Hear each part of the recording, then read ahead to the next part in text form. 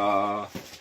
Hop, un gros carton, un beau et gros carton que voici avec une petite chaîne JVC EXA1. Donc une chaîne qui date de quelques années, 2005. C'est indiqué ici. Je l'avais acheté à l'époque au magasin Cobra. Et bah voilà, on va essayer de la déballer ensemble, de se rappeler un petit peu ce que c'était que cette chaîne IFI, ce que c'était que la technologie qui était embarquée, et vous allez comprendre que elle était vraiment très performante pour l'époque. Donc c'est une chaîne IFI qui bien sûr va écouter en dehors du tuner FM, va vous permettre d'écouter les CD, mais va vous permettre aussi de lire des DVD. Voilà, c'était quand même assez bluffant pour l'époque, puisqu'elle est toute petite. Les haut-parleurs sont non pas très grands non plus, mais vous allez voir qu'ils sont plutôt très technologiques. Et puisqu'on parle des haut-parleurs, on va aborder tout de suite le sujet, non pas qui fâche, mais qui fait plaisir, voilà, avec une belle photo, je peux dire, de JVC sur ce coup-là. Alors, c'est pas exactement ces mêmes haut-parleurs, mais en tout cas, vous avez la même membrane, voilà. Je sais pas si on le voit bien sur la vidéo. Donc, en fait, vous voyez la couleur un petit peu brun, ocre de la membrane. C'est tout simplement parce que la membrane était en bois. Donc ils appelaient ça la membrane Woodcone, voilà. Et cette membrane en bois permettait d'avoir un son restitué de manière très très naturelle. Et je l'avoue, bien supérieur à d'autres chaînes IFI que j'écoutais à l'époque. Voilà. C'est ce qui m'avait fait d'ailleurs choisir cette chaîne IFI. Bien sûr, il y avait la taille de la chaîne, puisque je cherchais une chaîne IFI assez compacte. Amplification classe D. Il y avait le fait qu'elle puisse lire les DVD, c'était assez exceptionnel, ça me faisait un appareil tout en un.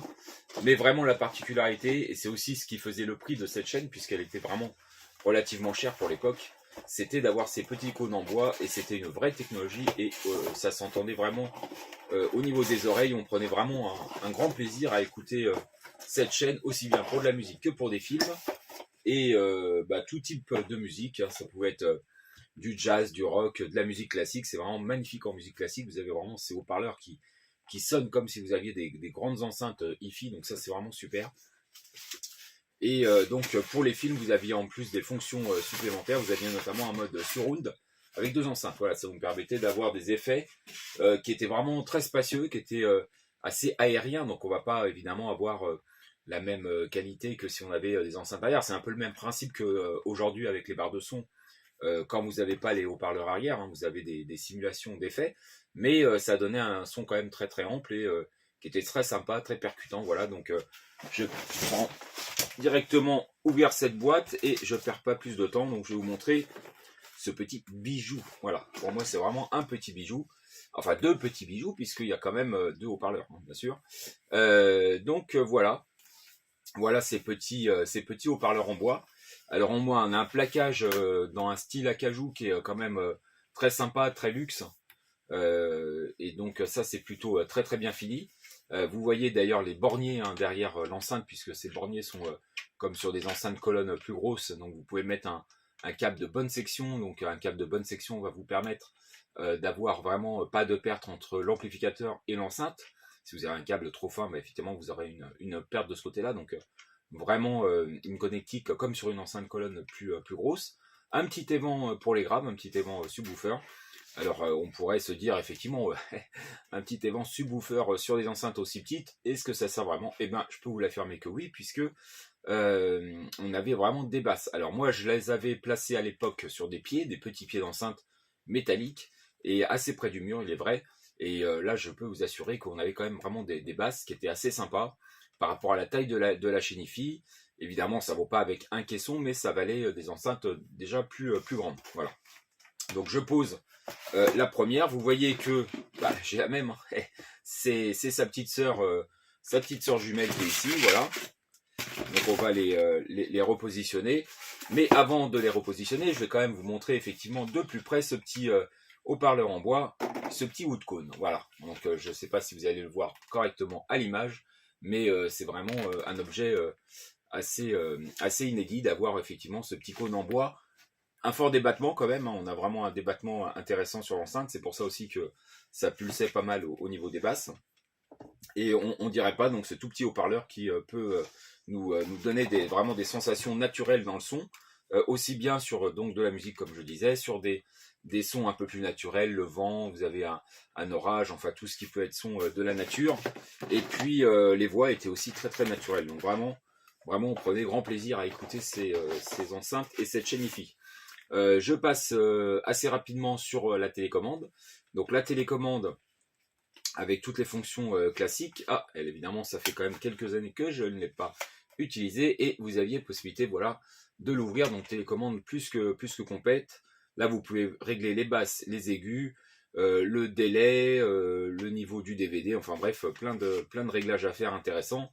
Et cette télécommande, on la tient bien en main. Elle est assez intuitive. Donc ça, c'était plutôt très bien. Voilà. Alors, on passe sur le cœur du système, si je puis dire.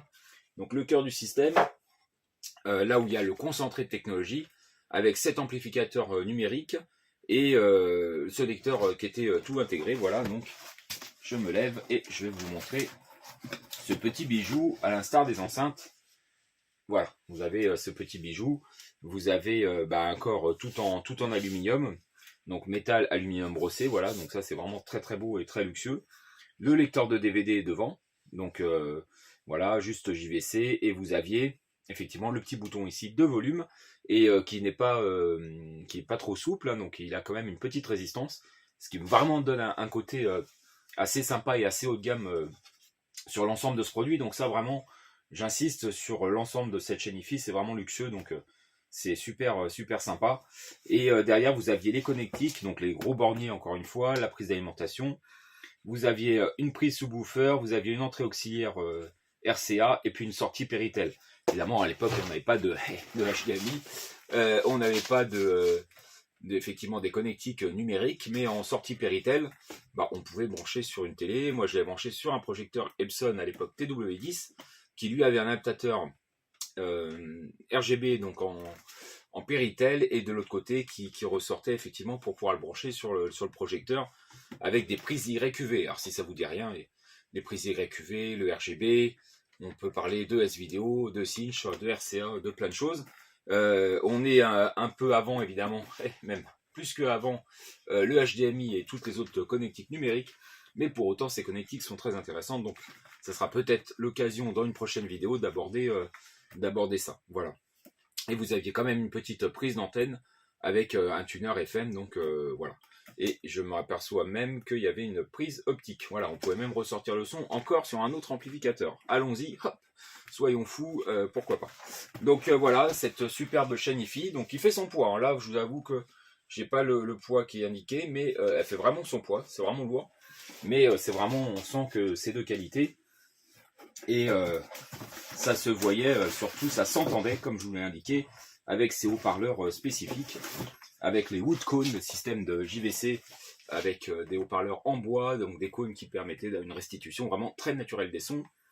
Donc voilà, c'est super, c'est vraiment une belle chaîne hi-fi. On en trouve très peu maintenant sur internet, évidemment, peu d'occasion, puisqu'on peut plus les avoir neuves, même s'ils ont fait différents modèles. Alors ils ont dû en faire d'ailleurs plus au Japon, puisque en France, nous on a eu celle-là. Au Japon, et puis même on pouvait le trouver même un peu plus difficilement.